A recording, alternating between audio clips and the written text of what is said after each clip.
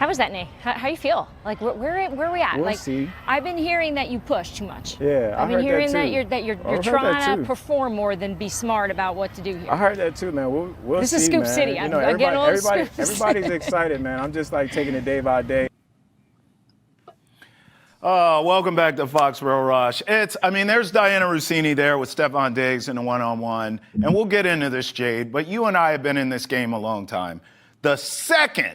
The millisecond, you ask an athlete about an injury that they're dealing with, it is the wall of all walls that goes up. It is defense city. They're not going to answer you. They're going to be cool and cordial, but they ain't answering no damn question. Stefon Diggs was tap dancing right there, Jade. That's exactly what that was. He wanted no parts of that conversation.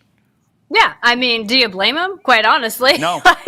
No. Nobody's going to give any intel on how they're doing, especially not when you still got a couple weeks for till the season actually gets here. So, look, put on the tap shoes and tap away. Like, that's just the way it's going to go, Travis.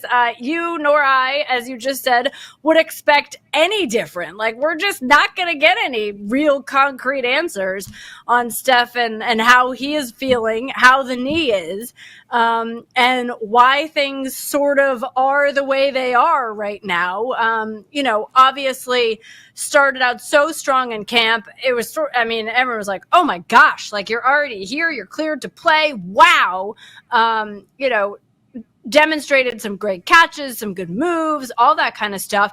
It feels like, from everything that I've heard and seen, that it's, sort of dropped off a little bit when it comes to, the full drills out there. So we'll see. And we obviously didn't see him Friday night. And Mike Vrabel said it was a coach's decision when asked about it. So, good luck. You can try to read the tea leaves all you want. I don't think any of us are really going to know how healthy Stefon Diggs is until the first injury report comes out ahead of week 1. Yeah. Well, yeah, it's funny because I started the segment by saying you and I know better than to ask these athletes anything about this stuff because we know we're not going to get an answer.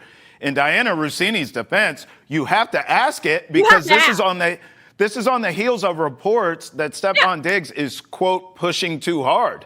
So, yeah, we're going to get to the full interview here, but you have to ask the question, Jade, because, listen, like you said, we had watched clips all off season, well, not the one on the Love Boat, but on the field, we had watched clips of this guy looking explosive, doing all these things, and then you hear the reports that he's pushing too hard. So you have to ask the question, right? I get it. Oh, yeah. No, 100%. If you don't ask the question, you're not doing your job. Diana's just doing her job by asking the question. I think the reality is that's why you kind of joke about it. Like, hey, this is Scoop City. This is what we do here, because you know that you're not going to get a real answer. That's right. That's right. Well, let's get into the whole Scoop City interview. Here it is. Sit down with Stefon Diggs, Dianna Russini. She's trying to get some info, but my man is backpedaling like a DB. Take a listen. Where are you at now? A year later, after the injury, what is your role in the New England Patriots? I'm still the same guy. I feel like that big bro role just comes from my upbringing and having little brothers and, bringing them along and trying to lead by example. So it's kind of natural to me. So it's carrying over to the Patriots. A lot of young guys, you got to have more of a conversation with them and their outlook on me more than anything, just because leadership looks different in different places, like as far as like how you lead, like how you talk to people, how you lead by example. So for me, I'm still in that same mindset as far as like getting after it, and I want to lead by example and bring as many people with me as possible. How was that, Nay? How you feel? Like where are we at? We'll see. I've been hearing that you push too much. Yeah, I've been hearing that you're trying to perform more than be smart about what to do here. I heard that too, man. We'll this see, is Scoop man. City. Everybody's excited, man. I'm just like taking it day by day. Yeah. We'll see how it goes, Is it hard man. because I feel for you, because you obviously are overdoing it at times because you want to be out there and you're such a competitor. It's hard to hold back when I'm sure you're on a timeline, right, where you got to hit certain marks to make sure you feel good. But overall, you feel like you're moving. I feel great. I'm pushing the needle always. I'm always odding on doing more than less. And, we'll see about week 1. I don't know how I feel about it. We'll see. Coaches aren't too excited. I'm not too excited. I'm just trying to take it day by day. So we'll see, man. It looks like we just don't know where it's going to go. Yeah, there's a chance, but you just got to get through camp, right? 100%. That's the goal as the team right now. We'll see what happens. We'll see. I feel like you're really trying to tell me something, and I'm really bad at reading the signs. Yeah. Oh, Jade, you and I feel like we could teach a class on, I don't even know body language. Stefon Diggs is so smooth all the time, right? He's like 007. I've never, ever seen him sit back and pull one of these numbers, the old arm cross, the old I'm not going to give up any information. Dianna was trying. Look, here's the reality, though. I think this is twofold. I think from a Patriots standpoint, you put all your eggs in his basket at this point. Like, you paid him like a number one wideout, so you need that production. That's on one hand. On the other hand, you've also put him in a position of leadership. So, and that got off to a rocky start in the offseason. So it's like, I sort of get the team's angle here of being careful, but then I see Stefon Diggs' viewpoint too of, yes, he's older. Yes, he's coming off a major injury. People are questioning if he still has it, right? So he's trying to prove himself. This is a conundrum. I think the best way to just handle it is just take your time, okay? Let him get these workouts in, but don't rush him back. Don't push too much. I actually think the Pats, Jade, are handling this the right way. Do you? Yeah, no, I think so. I mean, look, they're trying to get in sync, right? Like, that's Yes. part of it. He's trying to Yes. make sure that he's healthy and ready to go 100% before the regular season starts, not the preseason, the regular season. So that's part of it.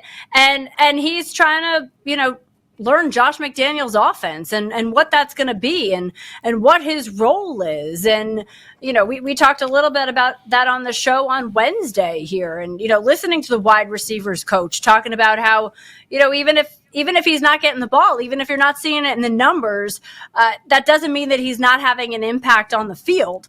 But in order to have that impact, you need to know exactly where you need to be in McDaniel's design to make sure that the guy who is getting the ball actually gets the ball. So there's all these different things at play here. And look, I don't expect anybody within Mike Vrabel's regime in Foxborough to be forthcoming and be like, oh, let me lay it out for you. This is what we're doing, and we're going to do it this way because of this reason. No. Like, none of that is going to happen. So they're going to go about it the way they feel like they need to go about it. They are obviously hoping that they're going to get the very best out of Stefon Diggs because, as you said, they need it. And that's hopefully the unified goal, between him and the team. Like, and if it is, and they can all work together towards that, so be it. Things should work out.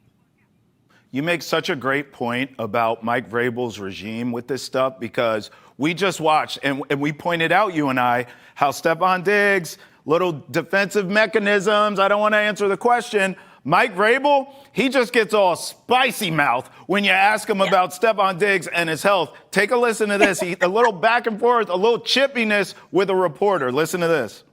That's yesterday about how he's not sure about his readiness for week one. Did you really believe that, Phil? I mean, you're a smart guy. I don't know where you went to school. It wasn't Ohio State, but do you really believe that?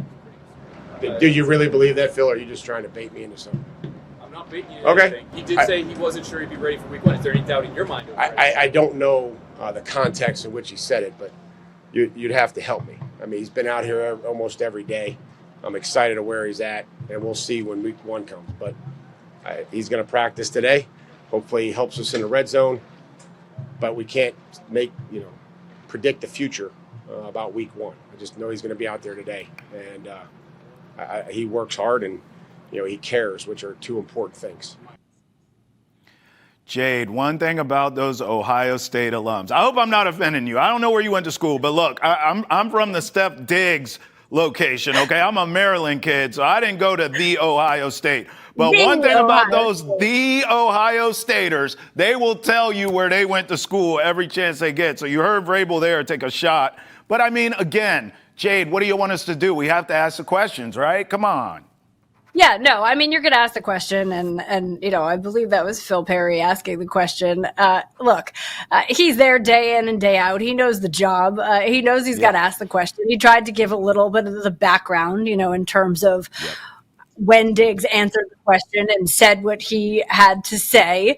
But look, I mean, this is Vrabel. Like, this is how he's going to handle things. This is not the first time we've seen him get a little spicy with a reporter, asking a question, or maybe asking a question that had already been asked, right? Like, we've seen some of this, and he's just gonna give you what he wants to give you, which in this case was, all right, look, you've seen him. He's been practicing. You've seen what he's been doing during those open practices. I don't know what week one's going to bring, but I can tell you right now, he's practicing today. That's right. That's it. Yeah, that's coach speak, right? Yeah, day by day. No, you're right. Also, too, when the season starts, regular season, I kind of sort of just feel like this defense is going to be carrying this team regardless. Even with Steph Diggs, 100%, without Steph Diggs, because he's not there yet, or a 60%, it doesn't matter. I think early in the year, the defense will need to carry this team until the offense has time to gel anyways. You have so many rookies. You have a second-year quarterback. You do have an aging receiver trying to figure it out health-wise. Like, it's Josh McDaniels back in the fold. It's going to take time, I think, for cohesion and all the kind of chemistry that you need on offense. Offense is about nuance. So I think that's going to take time. Meanwhile, this is a good-looking defense. Your head coach is jumping in every pile of fights that you could see, so he's clearly tuned up. The testosterone is on 10, not 9, 10. He's ready to go. So this is going to be an intense, tough, defensive-laden football team until the offense